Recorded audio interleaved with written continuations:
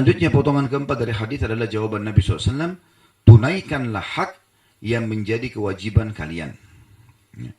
Di situ ada footnote ditulis nomor 79, yakni kalian melaksanakan kewajiban kalian seperti taat kepada mereka. Maksudnya para pemimpin. Sekarang pemimpinnya zalim. Apa tugas kita? Ya kita jalankan apa yang Allah perintahkan. Kita kan disuruh patuh. Ya patuh saja selama bukan maksiat. Dan tidak melawan mereka. Nggak usah kita ribut. Ya.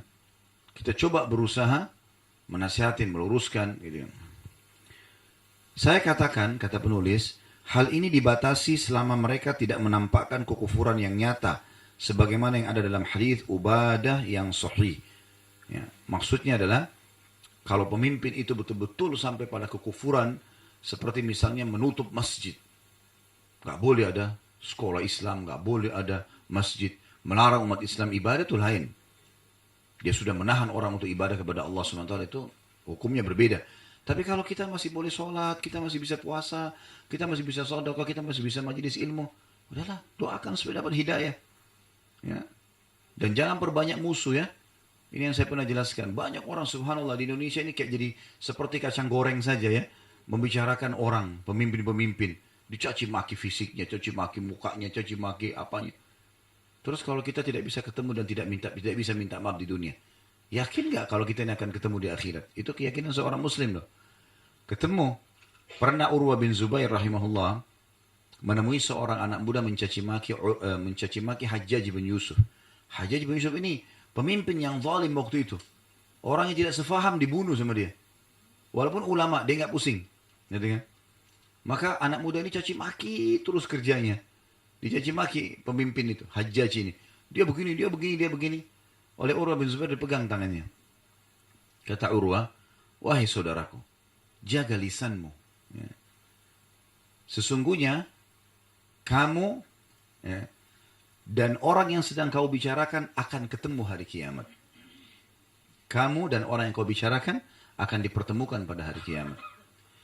Kalau ada orang yang ada orang yang dizalimi oleh Hajjaj, oleh pemimpin sekarang ini, namanya dia Hajjaj kebetulan. Dia ada orang yang dia zalimi, maka pasti Allah akan memberikan hak orang yang terzalimi darinya. Mau nggak mau, Allah akan hukum dia. Tetapi jangan lupa, Allah pun akan memberikan Hajjaj hak-hak dari orang yang menzaliminya. Sekarang dia zalim nih, diambil tanahnya orang, dia segala macam. Oke, dia dihukum sama itu. Kita gunjing dia, kita juga dosa kan? Berarti kita nanti akan diambil pahala kita, dikasih kepada dia, walaupun dia orang zalim. Kan jadi masalah. Lalu untuk apa kita masuk ke wilayahnya orang lain? Lebih baik kita bilang, ya Allah berikan hidayah. Ya, ini kadang-kadang ibu-ibu lagi masak di dapur bicara politik. Untuk apa? Goreng tempe, apa? Itu urusannya laki-laki, nggak usah masuk ke sana. Hah? Di pinggir jalan, di warung kopi bicara masalah politik, di pinggir got. Ya, nggak nyambung semuanya. Ini penonton bolanya lebih hebat daripada pemain bolanya nih. Begitu tendangan bolanya gagal, bodoh gitu ya. Padahal sebenarnya dia kalau masuk tendang belum tentu bisa.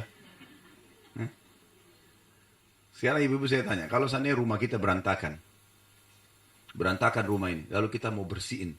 Di sini berantakan, sana berantakan, tumpah segala macam. Rumah ini sebesar ini saja, taman kita lagi banyak rumputnya, kita mau kerja sendirian. Berapa lama dibutuhkan waktu? Capek atau tidak? Bagaimana kalau 2 rumah? Bagaimana kalau 10 rumah? Bagaimana kalau 1 RT? Bagaimana 1 RW? Hah? Bagaimana kalau 1 kecamatan? Bagaimana kalau 1 wilayah? Bagaimana kalau 1 negara? Seperti orang urus, seperti mau goreng kerupuk gampang. Enggak gampang. Kita aja kadang-kadang punya masalah sama tetangga, 1 orang sudah pusing luar biasa. Lagi ribut sama 1 orang teman. Misalnya masalah rumah tangga, ribut sama istri atau sama suaminya. Pusing dia nggak bisa. 1 orang, bagaimana urus 1 negara? Udah, lebih baik kita jangan campuri wilayah itu. Karena masalahnya, Nabi SAW wasiatkan loh ini. Kalau terjadi itu ada pemimpin zalim, yang kalian lakukan apa? Lakukan yang telah menjadi kewajiban kalian. Disuruh patuh pada hal yang tidak melanggar agama. Kalau kita pakai KTP, paspor, segala macam, rambu-rambu lalu lintas, patuhi aja. Kan tidak ada pelanggaran agama, ya sudah. Kita patuhi saja yang itu. Kalau yang melanggar agama, jangan dipatuhi. Kalau memang konsep agama gitu. Kata Nabi SAW, La ta'ata li makhlukin fi maksiati khalik. Tidak boleh ada ketaatan kepada makhluk, padahal yang berbau maksiat kepada Sang Pencipta. Jadi di sini kita harusnya lakukan ini. Berikan hak mereka dari kalian. Dan yang kita belum dapat. Saya sebagai warga negara belum dapat bagian saya ini dan itu.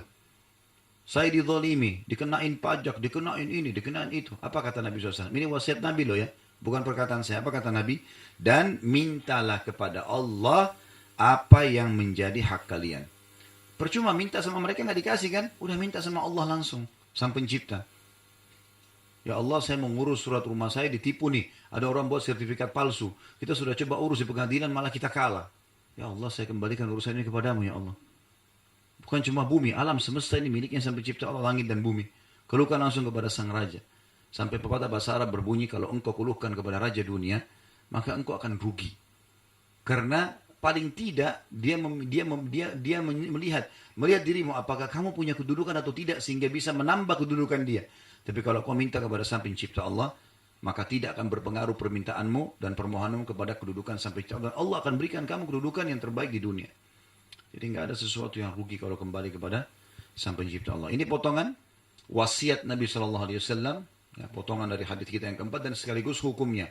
Jadi kalau kita menghadapi permasalahan seperti ini, kita coba menjalankan tugas kita.